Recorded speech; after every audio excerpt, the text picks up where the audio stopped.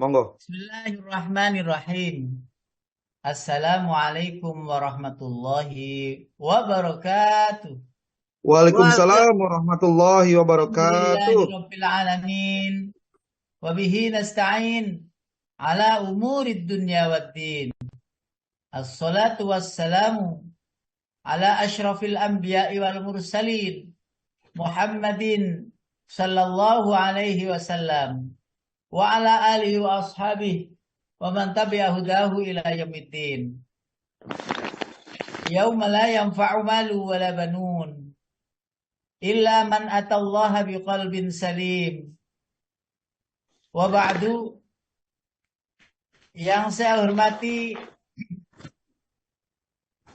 pembina di pengajian Zoom Asyifa Ustadz Kiai Haji Sukardi, yang kami hormati asatidz seluruhnya yang telah sudi mendampingi jamaah untuk memberikan asupan demi asupan rohani untuk kehidupan keabadian nanti. Yang saya hormati pula bapak-bapak, ibu-ibu, kalau panjenengan gak rawuh ya gak ono pengajian ngene iki. Kalau panjenengan punya siji ngono sing teko ngono kuwi. Ya melas ustatiku kayak privat bae ngono. Alhamdulillah, terima kasih panjenengan ditakdirkan untuk rawuh hadir di pagi hari ini. Dan alhamdulillah pas jeda acara pagi ini sehingga juga saya bisa online.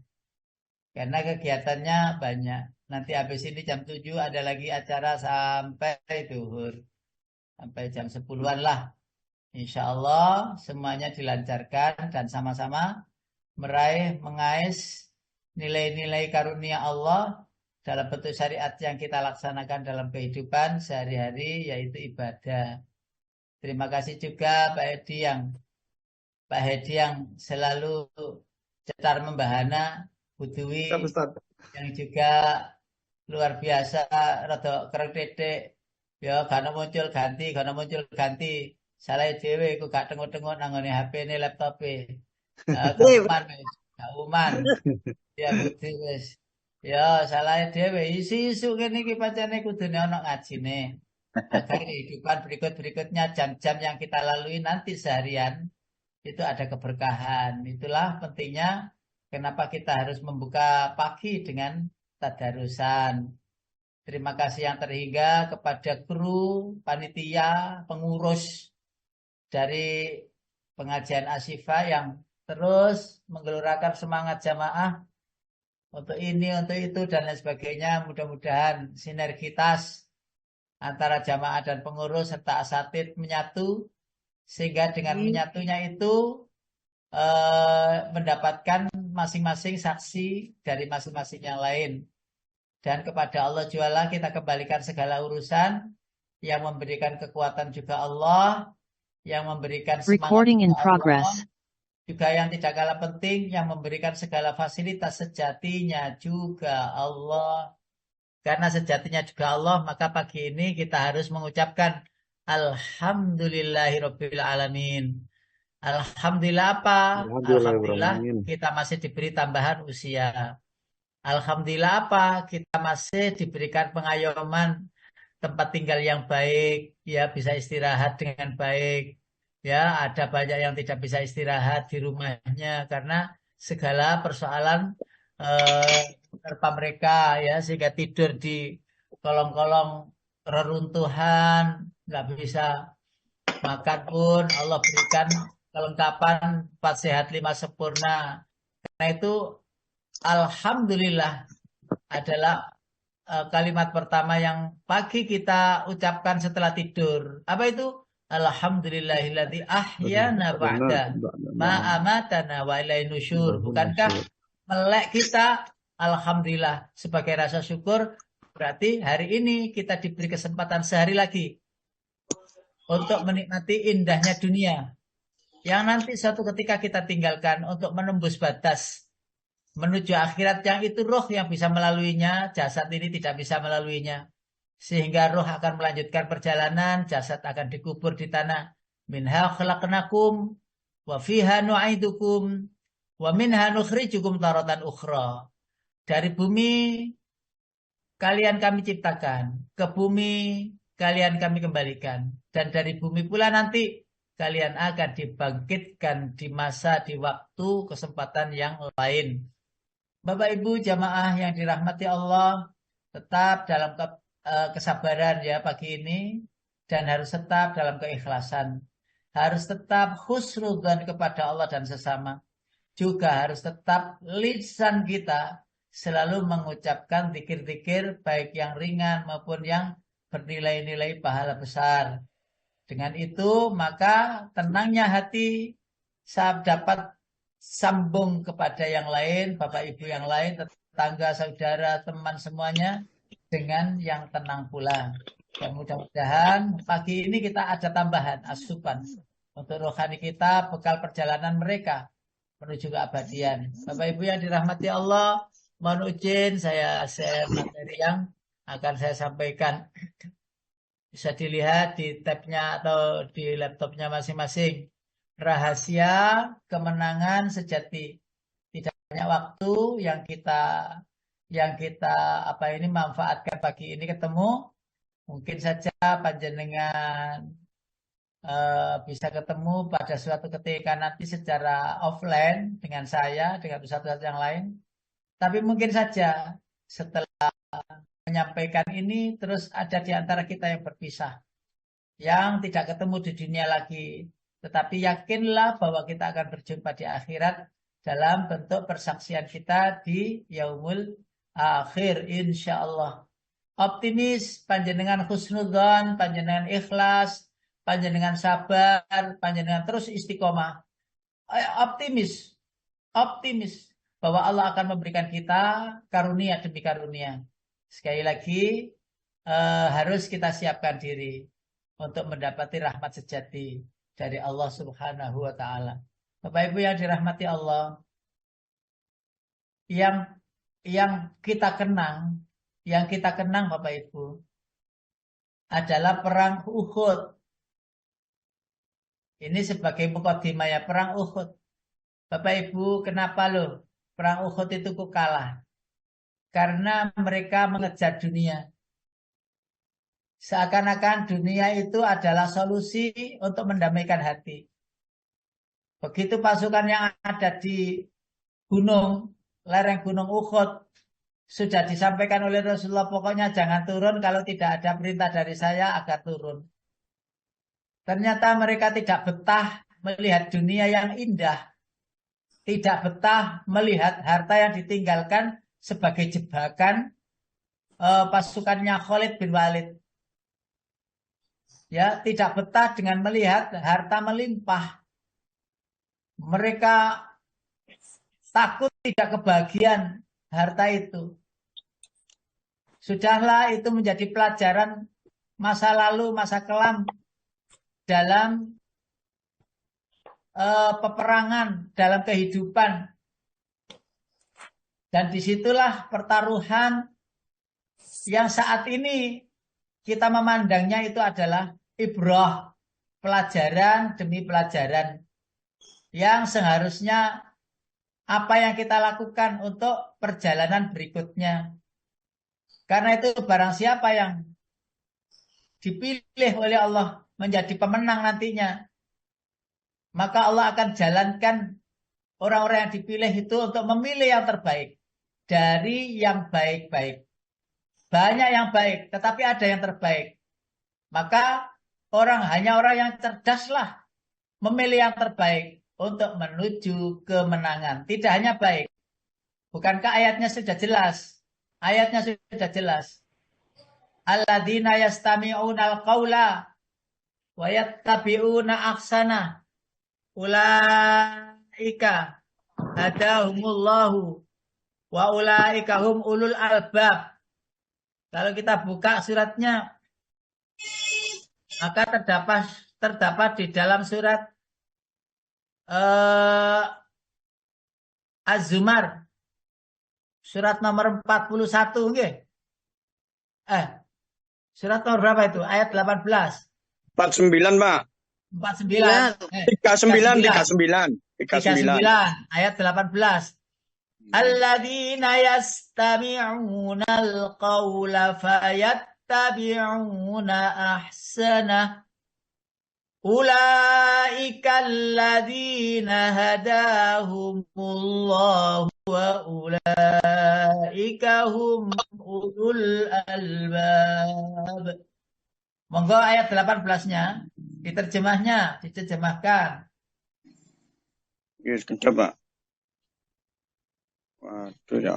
Surat 39 surat Iya. Az-Zumar. Ayatnya ayat 18. Nggih, Pak. Ampun. 19. Nggih. Bismillahirrahmanirrahim. Assalamualaikum, Pak Ustaz. Waalaikumsalam, silakan Pak. Nggih. Sehat, semangat. Maka apakah engkau Nabi Muhammad? Bukan itu Pak. Ayat Ayat 18. 18. Oh, Ayat 18. Oh, nggih. Yaitu mereka yang mendengarkan perkataan lalu mengikuti apa yang paling baik di antaranya. Mereka itulah orang-orang yang telah diberi petunjuk oleh Allah. Dan mereka itulah ulul albab, yakni orang-orang yang mempunyai akal sehat. Orang-orang yang cerdas. Kalau saya menerjemahkan ulul albab itu cerdas. Gini loh Pak. Okay. Panjenengan saya berikan keterangan sedikit. Mungkin ya dilupakan ya tidak apa-apa. Ingat ya tidak apa-apa. Lubun itu, albab itu dari kata lubun. Albab itu dari kata lubun. Lah albab itu dalam bahasa kulon superlatif. Albab itu superlatif. Dalam bahasa kita, kalau dalam bahasa kita itu, bahasa Arab itu tafdil namanya. Tafdil. Ya, cerdas. Jadi lubun itu asli artinya itu tempurung. Tempurung kelapa itu Pak. Tempurung kelapa itu namanya lubun. Ternyata ini bisa dilihat di kamus apa ya namanya ya? Kamus apa Lisanul Arab. Ada yang 25 jilid, ada yang 12 jilid. Lisanul Arab, induk dari apa ya? Kamus bahasa Arab. Jadi lubun itu Bapak Ibu panjenengan apa ya? Memikirkan ya. Panjenengan membandingkan antara kepala yang kita miliki ini dengan tempurung kelapa. Di dalam kelapa itu, di luarnya itu halus, kulit halus. Di dalam kulit halus itu ada di dalamnya itu serabut kayak rambut. Di dalam serabut itu ada kulit lagi, yang kulit itu dikupas dulu sebelum diparut. Kulit-kulit yang warnanya apa itu ya? Ya, yang halus itu apa, yang tipis itu yang biasanya kalau mau diparut itu dihabiskan dulu atau dikerik dulu. Nah, setelah itu terus ada kelapanya. Setelah ada kelapanya itu di dalamnya itu ada airnya.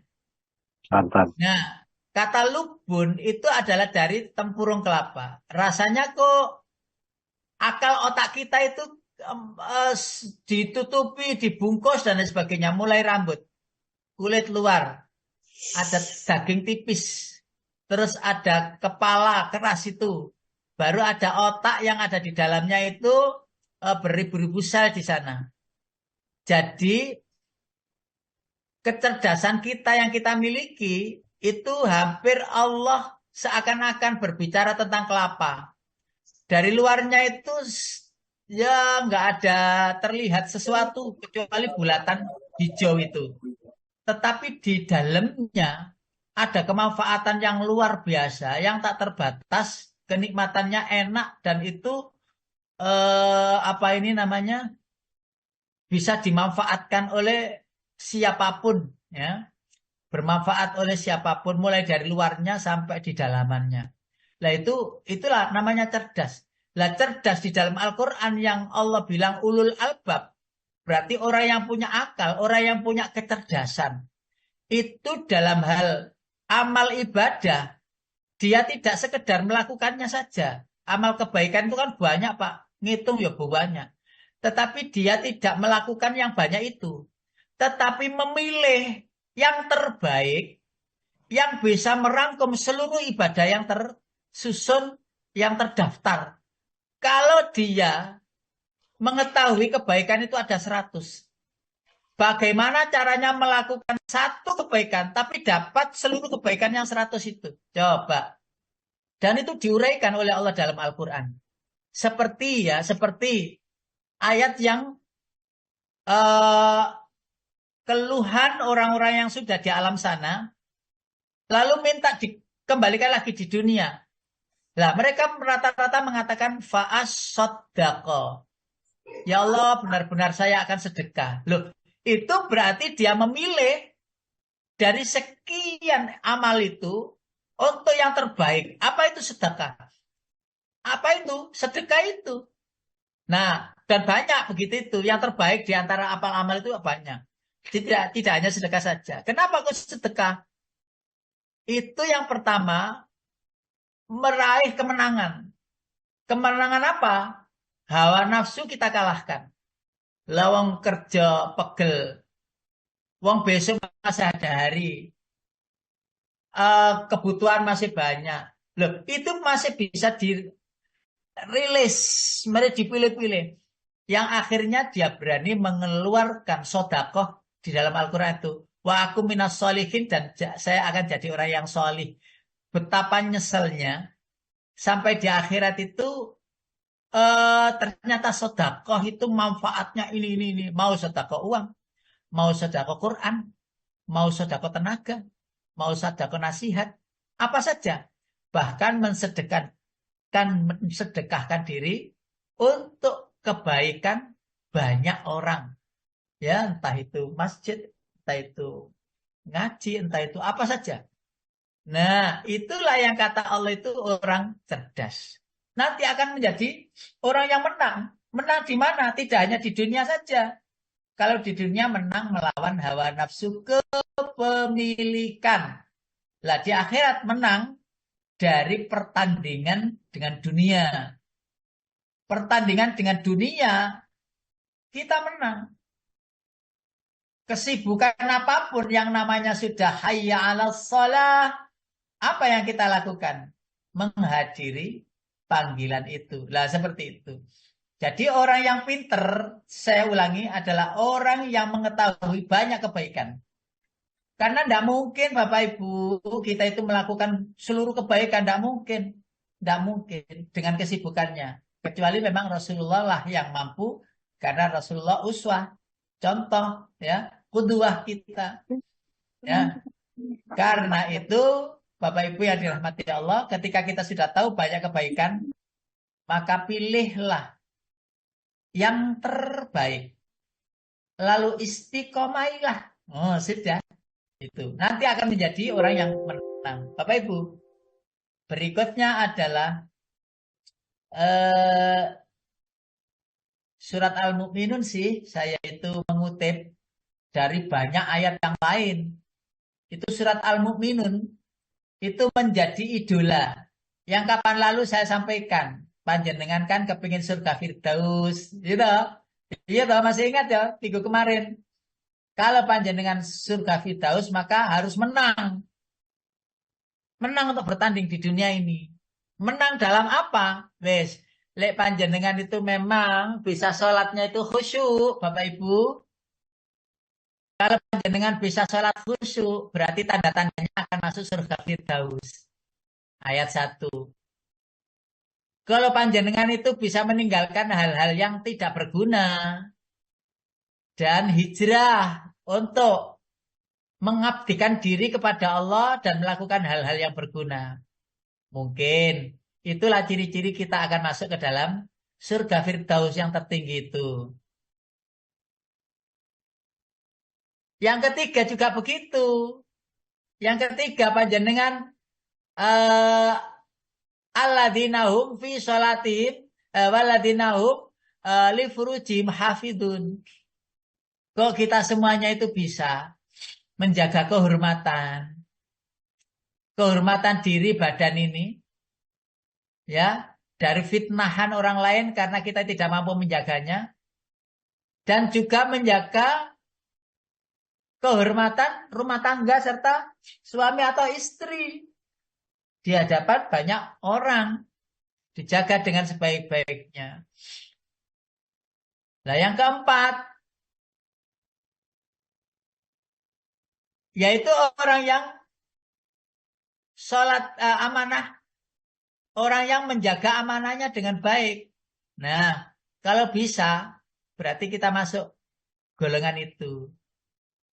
Terus, janji-janji yang telah kita sepakati, tidak pernah menyelisihi dan selalu taat dengan janji itu.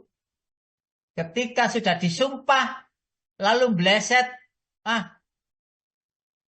jauh dari api, panggang jauh dari api.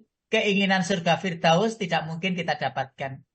Lalu kalau kita mampu untuk menjaga amanah, itu mungkin bisa jadi kita itu adalah penghuni surga. Waladinahum ala sholawatihim yukhafidun. Menjaga irama sholat tetap istiqomah. Istiqomah. Seumur hidup mampu menjaganya. Dan insya Allah jika itu semuanya mampu. Ya, kita jaga dengan baik. Bisa jadi kita adalah termasuk hamba Allah yang ditempatkan di surga yang tertinggi. Dan itulah kemenangan yang sejati. Apakah kemenangan itu harus ada kompetitornya? Ya iyalah. Kalau tidak ada pertandingan, loh menang dari mana? Lah pertandingannya itu musuhnya siapa? Ya iblis. Ya setan. Setan yang ngomongnya banter, aku ngomong setan itu. Setan, ya pokoknya ngono lah. Lah setan itu bisa jadi dari golongan kita. Yaitu manusia. Bisa jadi kita itu jadi setannya teman kita. Setannya si istri kita, suami kita. Bisa jadi setannya keluarga kita. Bisa jadi. Jadi aku ngomong setan pencari kali banter-banter. Tapi ya wis. Ngone. Oh ben minggat kan maksudku. Setan itu. Lah setan bisa berupa dari terafiliasi dengan jin. Yang tak tampak itu. Yang membisikkan hati itu. Wong sudah adzan gitu tuh ya. Alhamdulillah sudah adzan. Tapi tidak segera untuk menunaikan wudu. Nah ketika kita itu sudah bergerak. Wah ini sudah adzan. Cepat-cepat ayo. Nah setan merayu kita agar cepat-cepat. Wudunya cepat. Gerakannya cepat. Sampai wudunya tidak sempurna. Setan gitu, ayo cepetan, salah ketinggalan, makmum cepet nih Fatihah itu karek didik. Wah, cerita gitu. Nah, terus kita ndak mempan digoda. Tetap tenang, disempurnakan wudunya. Kalah setan, gemes itu, merodok mangkal sidik ngono. Ayo melayu. Nah, kita ndak melayu, kita ndak lari-lari untuk mengejar jamaah, biasa saja. Ya jalan tapi agak cepat sedikit lah gitu. Setan ya mangkel. Kenapa kok tidak lari? Kamu ayo cepet. Tenang. Kenapa? Menghadap Allah itu berawal dari ketenangan di awal sebelum sholat. Lah kalau tergesa-gesa, kalau sudah deg-deg dada ini, bagaimana bisa tenang menghadap Allah? Nah di sini, ketika kita sholat terus sampai salam itu penuh dengan trik-trik setan yang hafal betul kelemahan kita. Hafal betul, bang. Dia itu nginceng. Kita itu mulai kecil loh. Salah-salah kita itu diingatkan. Kebiasaan buruk kita itu diingatkan kembali seakan-akan biasa-biasa saja, baik-baik saja. Akhirnya kita kalah. Wudhu kecepatan. Ya, lari-lari. Sholat pun juga sampai salam itu baru ingat. Assalamualaikum warahmatullahi. Itu baru khusyuk salam itu. Kenapa kok khusyuk? Padahal tadi itu di tengah, di awal itu ya bolong itu ngelamun gak karu-karuan. Kenapa kok khusyuk di salam? Ya setan wis minggat. Alhamdulillah selesai sholat. Ingat itu. Tapi setannya itu merasa senang. Kenapa? di tengah-tengah tadi bolong ngelamun itu. Jadi setan itu sudah pergi, wes berhasil laporan nang bos kono berhasil. Nilai ini salatnya mek 20. Dapat reward setan itu. Ya, jin-jin itu yang menggoda itu dapat reward dari bosnya. Siapa bos mereka? Ya jin-jin apa iblis itu. Allahu Akbar walillahil hamd. Ya, akhirnya kita menjadi orang yang kalah, naudzubillah. Nah, apakah panjenengan tidak punya ilmu tentang itu? Sudah. Lalu panjenengan terus bagaimana kok belum bisa mengamalkannya? Minta kepada Allah. Ya Allah, hidup saya adalah untuk menyelesaikan tugasmu. Hidup saya adalah untuk menghabiskan usia. Dan nanti ada batas waktu saya akan kembali kepadamu. Janganlah engkau biarkan aku sendiri untuk menyelesaikan persoalanku denganmu. Dan janganlah engkau biarkan sendiri menyelesaikan persoalanku dengan umat, dengan manusia. Dua-duanya itu diminta hablum minallah hablum minannas. Karena itu jangan tinggalkan aku, jangan tinggalkan aku. Balenono, ping 3, ping 4, ping 5 gak apa-apa. Ya Allah, janganlah engkau biarkan aku sendiri. Jangan kau tinggalkan aku untuk menyelesaikan tugas. Sehingga kita merasa ada Allah dimanapun kita berada. Dan rasa itu akan membuat segala persoalan yang kita selesaikan, yang kita kerjakan, happy ending. Senang. Keputusan yang kita ambil adalah keputusan terbaik. Kenapa? Bersandar kepada Allah Subhanahu wa Ta'ala. Tentu ini tidak mudah. Tentu ini tidak gampang. Tentu ini tidak seperti membalik tangan kita, tidak. Tetapi perlu adanya keyakinan yang kuat agar Allah itu benar-benar hadir dan menenangkan hati kita masing-masing. Dengan begitu Bapak Ibu, panjenengan insya Allah bisa mandiri. Bisa mandiri walaupun tanpa adanya orang yang ada di sebelah kita, di samping kita. Panjenengan sudah merasa bahwa Allah adalah terbaik yang mendampingi setiap waktu, detik, jam, hari, minggu, bulan, tahun dalam keadaan istiqomah. Loh, bagaimana mungkin panjenengan bisa meninggalkan ngaji pagi begini? Bagaimana mungkin? Sedangkan asupan rohani itu jarang Bapak Ibu. Panjenengan asupan jasmani kalau ana jame to, gak ketinggalan to. Pokoknya luwe buka kulkas, ada air minum ya diambil es, mobil kepingin es. Ya tuh lengkap di kulkas itu. Kebak kanggo sak minggu itu wis full. Wong belanja iki sak minggu kanggone. Soalnya balik-balik rono kuatir adon jerungup udah sepuh, udah usia. Ya, kadang-kadang pesen sama anaknya alena iki dan sebagainya. Itu lengkap. Kenapa tidak kita lengkapi asupan rohani kita? Sedangkan itu yang abadi. Sedangkan itu yang penting. Sedangkan itu yang utama. Nah, asupan rohani itu tidak dengan buah-buahan. Tidak dengan nasi. Tidak dengan lauk 4 sehat 5 sempurna boten. Panjenengan asupan rohani itu adalah pagi seperti ini. Nanti tidak lama lagi ada mungkin ngaji lagi. Tidak lama lagi dipanggil di adzan zuhur. Lalu panjenengan serahkan diri, pasrahkan diri. Tanpa memikirkan yang lain. Allahu Akbar. 4 rakaat zuhur. Didahului qobliyah, diakhiri ba'diyah. Lalu asar lagi nanti begitu. Asupan demi asupan. Asupan demi asupan. Walaupun kadang-kadang asupannya itu nilainya itu swidak. 60, 70. Apa yakin panjenengan nilainya itu 60? Lolos saja nih panjenengan 60. Ya, saya itu gak patek yakin kadang-kadang diri saya itu nilainya piro. Ya Allah, sholat itu ngelamun naik. Gak iso, gak ngelamun itu. Gak iso. Tapi berusaha untuk khusyuk harus wajib. Karena itu ikhtiar. Sehingga bagaimanapun kita gandeng lagi kepada Allah. Maka kadang-kadang saya itu teringat dengan surat Al-Mu'minun itu. Ya. Ketika mau sholat a'udhu apa itu doanya itu? Eh, Menghindarkan diri agar setan itu tidak menggoda kita, tidak mengganggu kita saat sholat.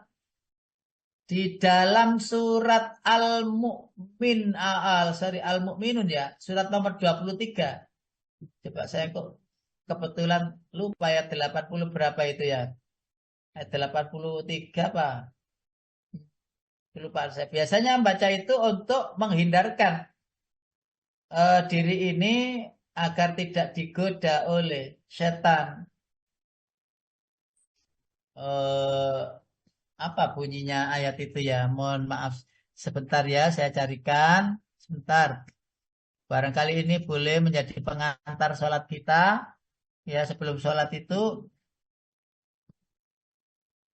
agar tidak digoda setan. Walaupun begitu ya, tetap saja. Robi Setan a'udzubika min hamazati 97, syayatin ya 98. Ustaz.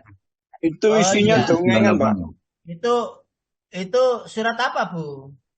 Al-Mu'minun 97, 98. Oh iya, betul. Al-Mu'minun 97. Ingat saya Al-Mu'minun begitu antara ayat 80-an. Ternyata 97, 98. Gitu ya. Iya. Monggo dibuka Al-Mu'minun 97, 98 Pak Qadar lalu diterjemahkan. Rabbi apa ini? Rabbi ayyahdurun 97, 98. Rabbi Robi a'udzubika min a'udzubika min hamazati syayatin hamazati syayatin wa wa a'udzubika rabbi ayyahdurun. Lah itu. a'udzubika Gitu. Itu kalau pas sholat saya ingat. Pas ini tadi dadaan tuh. Apa awalan kok lali. Monggo Pak Qadar diterjemah. Ya, Pak. Dan katakanlah ya Tuhanku, aku berlindung kepada Engkau dari bisikan-bisikan setan. Dan aku berlindung pula kepada Engkau ya Tuhanku dari kedatangan mereka kepadaku. Kan cocok kan? Artinya begini. Sebelum sholat niat dan sebagainya itu berdiri Rabbi a'udzubika min hamazati syayatin wa a'udzubika rabbi ayahdurun. Mohon kepada Allah pertolongan agar kita dikonsenkan untuk khusyuk kepada Allah dan tidak digoda setan. Loh, Allah lah yang memberikan karunia orang itu khusyuk atau tidak. Itu hadiah dari Allah khusyuk itu. Dan tidak bisa dipola atau di model khusyuk itu tangannya harus diangkat sedikit, dimiringkan. Atau khusyuk itu tahu artinya, dipahami artinya. Atau khusyuk itu menghadap ke bawah begini dan seterusnya agak mengundukkan. Iya, itu memang modal-modal untuk kita itu khusyuk. Kadang-kadang coba terpejamkan mata biar khusyuk loh. Terpejamkan mata biar khusyuk. Malah ketok kabel loh, dompet-dompet ya ketok. Ya, itu terus orang-orang yang kita ingat, yang nggak ingat itu terus kelihatan semua. Malah mereming, malah ketok kabel. Wes terjemahkan naik gitu kan. Biar ingat lalu tidak memikirkan yang lain loh. Malah lali ku rakaat kepiro iki mau ya wis kadung kekhusyuan sampai rakaatnya itu lupa. Kan terjadi begitu. Kita lu apa-apa iki mau gara-gara mikir artinya subhana rabbiyal a'la wa bihamdi atau subhanakallahumma rabbana wa bihamdika Allahumma fili lalu berdiri ki mang terus lah aku mang kok gak tahiyat awal apa wis tahiyat awal ya begitu loh ngene ki aku cerita iku soalnya aku ya ngalami loh Bapak Ibu ya dikira ustadz itu tetap ustadz itu juga manusia ya mengalami begitu-begitu itu tapi Rasulullah mengalami hal-hal yang kurang itu langsung ditegur oleh Allah lah kita cara menegur Allah adalah dengan ngaji pagi seperti ini agar saling ingat mengingatkan nah panjenengan rawuh ya saya itu yang alhamdulillah. Bukan panjenengan ya terserah panjenengan alhamdulillah mboten. Coba panjenengan mboten rawuh sama sekali. Lah aku ngomong karo sapa kan ya rada aneh ngono to. Iku kono gambare kono apa iku ngomong iku ustaz iku wis kaya rada gak patek iki jelas. Lha kan repot. Jadi panjenengan hadir itu saya yang berterima kasih tak terhingga. Kenapa yo? Karena saya meyakini husnudzon kepada Allah. Panjenengan menjadi saksi saya di akhirat bahwa pagi ini itu panjenengan memberikan persaksian di akhirat. Ya Allah, benar. Ustadz Mukhtar kemarin itu waktu di dunia itu begini, tahun ini, jam ini ngaji sama saya. Loh, apa gak seneng saya? Padahal mungkin saja kurang pantas mlebu swarga itu saya kurang. Lah kok panjenengan jadi saksi akhirnya bertambah kebaikan, bertambah lagi kebaikan, jariah. Lah panjenengan juga begitu. Saya juga memikirkan anggite gak mikir lah. Panjenengan umpamane nang kono rombongan-rombongan asyifa ngono. Iku gak sida mlebu. Oh satu-satu toko ya Allah itu loh datang ngaji. Lah kan memberikan persaksian. Akhirnya dibolok para ustadz panjenengan rawuh di ngaji. Walaupun saya itu tidak kelihatan kan orang-orangnya itu apa dikira tidak ada catatannya. Wonten. Buduwi enten catatannya, ya. Buwati wonten catatannya. Walaupun saya tidak menyaksikan secara langsung ini wong pucene tulisan tok. Karena Siap, uangnya Ustaz. beras. Tapi nunggu terus, Ustaz. Nah, jadi ustadz-ustadz berkumpul untuk menjanjikan loh, hal-hal begini ini loh. Masuk golongan orang-orang yang akan mendapatkan kemenangan. Kemenangan itu harus bertanding. Kembali lagi bertanding kita ini sudah potensi untuk buruk, potensi untuk baik. Potensi untuk buruk, ada unsur-unsur lain yang bisa menjadikan kita buruk. Potensi baik juga demikian. Ada unsur-unsur lain yang menjadikan kita baik. Nah itu ditandingkan oleh Allah. Ditandingkan siapa yang juara. Dan alhamdulillah pagi ini, saat ini kita juara. Juara apa? Gak keturun saat ngerungokne ngaji. Juara. Masih keturun saya rada gak apa-apa. Wong sing penting ngrungokno ngaji niate ku mau. Lah dene kok wis melok-melok online banter ngene suarane cetar membahana ngene lah kok panjenengan keturun. Ya wis rezekine ya jenenge wong turu iku hadiah lho. Kata sing mboten saged tilem kok. Kata mboten saged tilem itu. Ya Allah sampai ndelek obat. Lho kok panjenengan kok turu ya alhamdulillah. Ya isu-isu ngene wis ngantuk. Ya wis bismikallahumma ahya wa amut. Begitu klik Ustadz Mukhtar online klik Allah bismikallahumma ahya wa amut. Wis turu asine. Doa tidur dikumandangkan. Ya, nggih napa nggih? Boten, Pak Ustaz. Boten, Ustaz. Siap, Ustaz. Selamat on, Ustaz. Pancet ae Ustaz iki. Mesti mendengarkan. mantuk. Masih mendengarkan, Ustaz. Alhamdulillah. Panjenengan jangan dekat-dekat bantal toh. Nek ruang tamu ngono lho. Iya, Lek iso tidak, dele Ustaz. salon mbok pojeke omah ono salone ngono. Buanterno pisan wis ban. Buanterno kamar tidur ono nang krungu mau kamar masak ya krungu ngono. Kayak salon sing banter. Jadi satu-satu lain itu krungu kabeh suarane nang ngene seluruh rumah. Kalau panjenengan ngapunten nggih. Panjenengan kok rasanya ada di rumah itu di kamar itu kok aneh ya rasanya kok merinding-merinding ya kamar ini wong biasa dipakai tidur. Ngene ku kurang asupan Quran wis kurang asupan Quran. Lah coba tadi pagi itu yang ngaji-ngaji itu masih kecantol-cantol ngono anggite diwedeni jin. Masih kecantol-cantol itu. Karena apa? Karena keikhlasan kita tampil untuk membaca, keberanian kita tampil untuk membaca. Membaca itu nilai loh Bapak Ibu. Nilai itu. Dikira biasa-biasa saja salah dibenarnya, salah diperbaiki. Loh dikira nggak nilai itu. Nilai panjenengan. Menyadarkan diri bahwa diri ini dikoreksi oleh orang lain dan mau. Loh itu nilai. Ono sing gak patek krungu bablas, ono. Untungnya gak nang asyifa kene. Lah tak kandhani le bablas wae tak tinggal ae wis ngono ae. Iki kandhani ku. Budui, tolong iku sing gak kandhani ku gak usah diceluk. Ngono ae. Alhamdulillah ndak ada di sini. Wah, kandhani masih open 6 ya. Kandhani mim kedua itu dengung ngono ya mimma. Yang yud, yang ti, mim ma ngono kuwi sisa balenono se walahmi thairim mimma walahmi thairim mimma lho bu mim dengung lho ngono iku lho gak kapok Lah Ustadz angel wis gak belajar. Lho kok gak ngono? Itulah kemenangan melawan nafsu yang tadinya itu sudah tahu mata melihat itu wis seru lewat tasdite. Apa kok metune iku gak dengung. Padahal wis seru lho iku dengung. Apa ini? Itulah lisan berbeda dengan hati. Hati berbeda dengan pikiran. Tetapi yang terpenting apa? Menyatukan antara lisan, hati, dan pikiran satu visi, satu misi.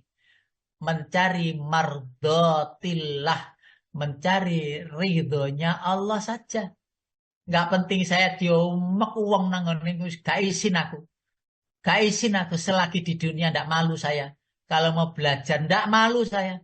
Asal nanti di hadapan Allah saya itu mempunyai nilai lebih di hadapan Allah.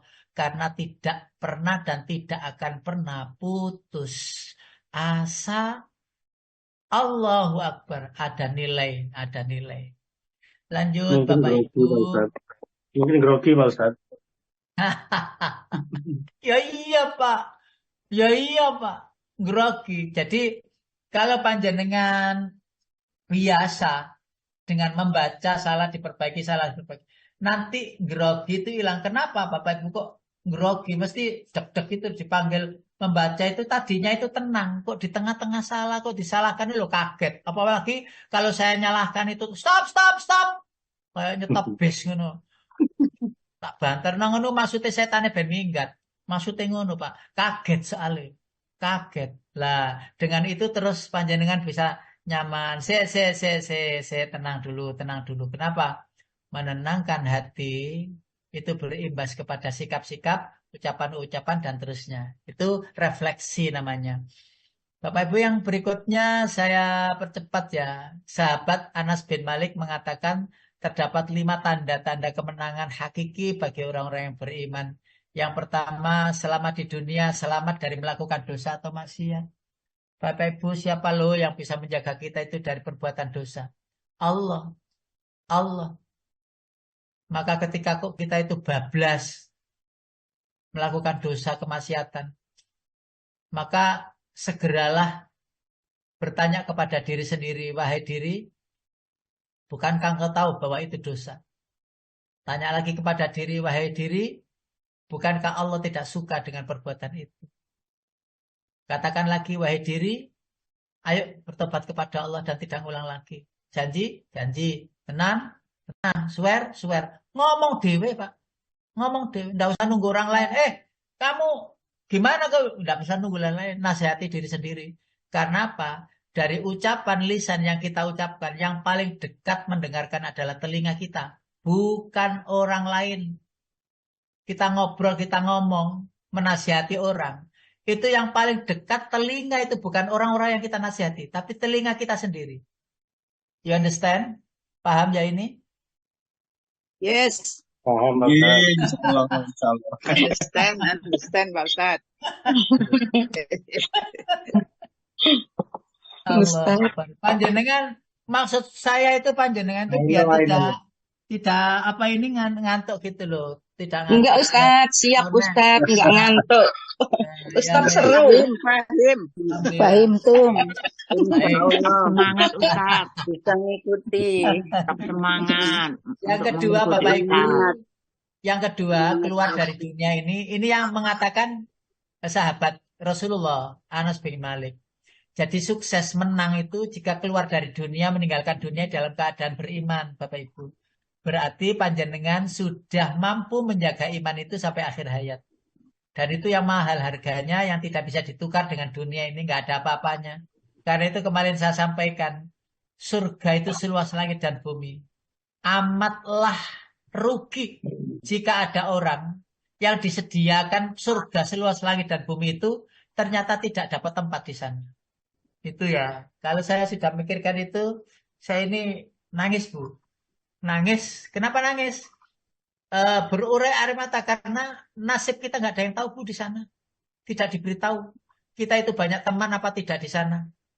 Kita itu banyak amal apa tidak di sana. Itu nggak ada yang memberitahu Bu sampai sekarang. Karena itu ketika surga yang seluas itu Lalu kita datang terus umpamanya ya, ngapunten naudzubillah, nggak dapat tempat.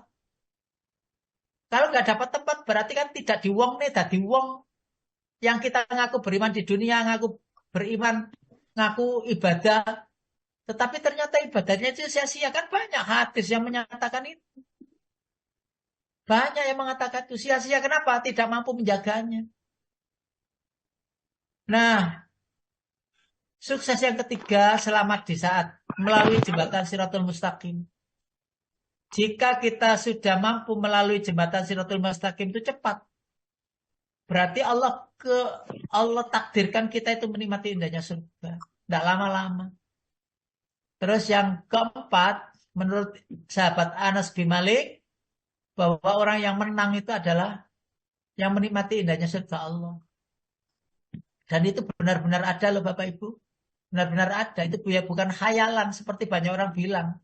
Ya, ikut aliran-aliran apa ini namanya? Aliran-aliran meramal esok hari ini terjadi ini. Loh, bukan peramal, Quran yang cerita kok. Cerita Al-Quran itu. Betapa nyeselnya dia begitu sana itu ada beneran. Bukankah terjadi dan bukankah sudah diceritakan Al-Quran? Ya, kembalikan kami ke dunia. Mungkin saja orang-orang itu saat di dunia itu tahu bahwa itu benar. Tapi mungkin saja ia mendustakannya. Yang kelima, merasakan kelezatan melihat zat Allah kelak ketika berada di surga. Termasuk kita melihat, termasuk Allah melihat kita. Tidak mungkin Allah nggak melihat kita itu. Orang-orang yang beriman loh ya. Tetapi kalau orang-orang yang tidak beriman, walaupun Allah melihat, tetapi Allah tidak mengakui, tidak memuliakan, tidak meridhoi. Sehingga kadang-kadang saya itu meluncur kalimat begini, ya Allah, lah itulah hamba-hambamu. Itulah ciptaan, itulah makhlukmu. Itulah engkau yang menciptakan. Engkau sendiri yang membuat. Engkau pula yang mengetahui nasibnya. Sebagaimana Rasulullah SAW tidak mau ada umatnya yang tersiksa. Nabi Isa pun juga demikian, pernah menyampaikan di dalam Al-Quran diabadikan itu. Jadi di dalam Al-Quran satu ayat lagi yang akan saya sampaikan, saya carikan sebentar.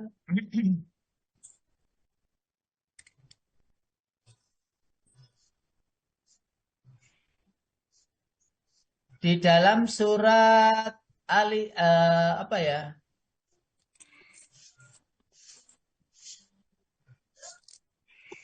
Wa nahnu ibadu la'anallah in tu'adzibum, surat Al-Maidah ternyata. Surat Al-Maidah ayat 118. Surat Al-Maidah ayat 118. Il tu'adzibhum fa innahum ibaduk wa in taghfir lahum fa innaka antal ali azizul hakim. Ayo Pak. Ya Pak.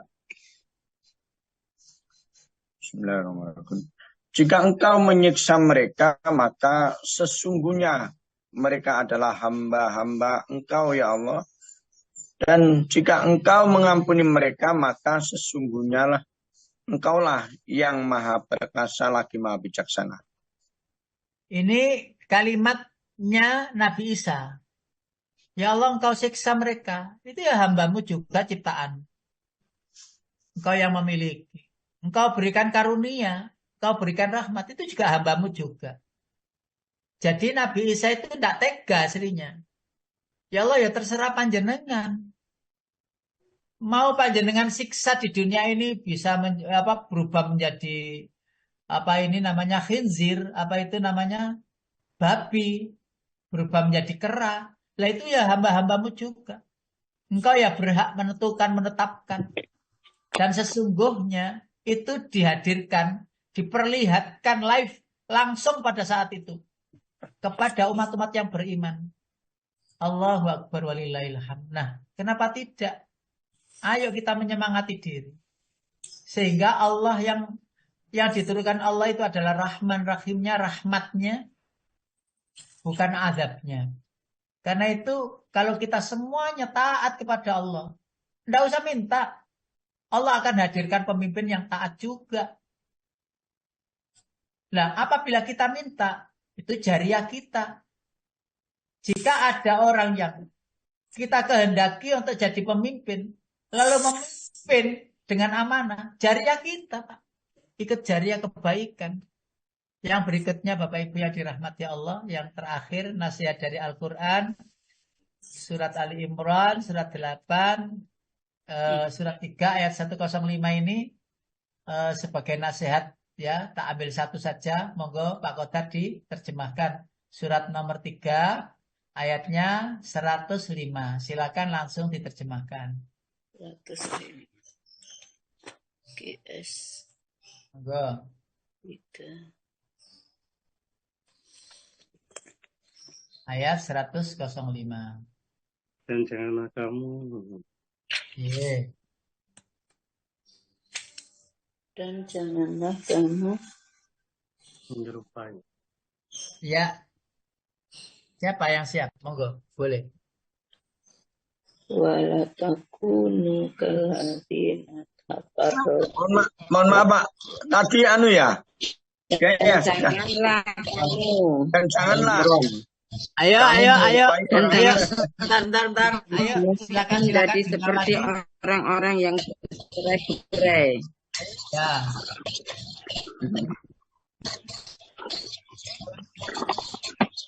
Jadi Saya ya Ustaz. ya sudah tak baca Ibu. Bismillahirrahmanirrahim.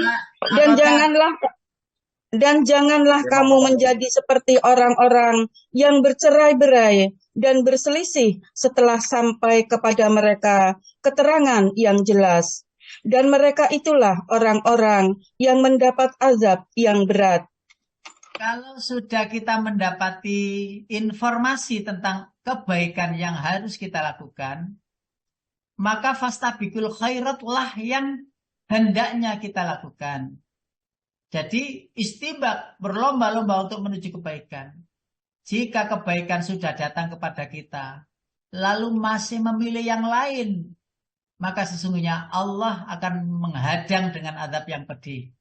Karena itu, ayo menjadi pemenang di kehidupan dunia ini. Ayo menjadi orang yang berkompetisi dengan sehat, memakai akalnya, memakai lisannya, memakai hati dan relung hatinya, dibungkus dengan keimanan yang baik, maka insya Allah akan menjadi pemenang sejati yang menikmati indahnya dunia dengan kedamaian dan menikmati indahnya surga dengan Jannatun Naim, insya Allah. Demikian Bapak Ibu, apa yang bisa kita sampaikan di pagi hari ini. Betul-betul karunia Allah akan datang kepada kita jika kita sandingkan Allah bersama kita dimanapun kita berada. Saya kembalikan ke Pak Hedi. Monggo Pak Hedi.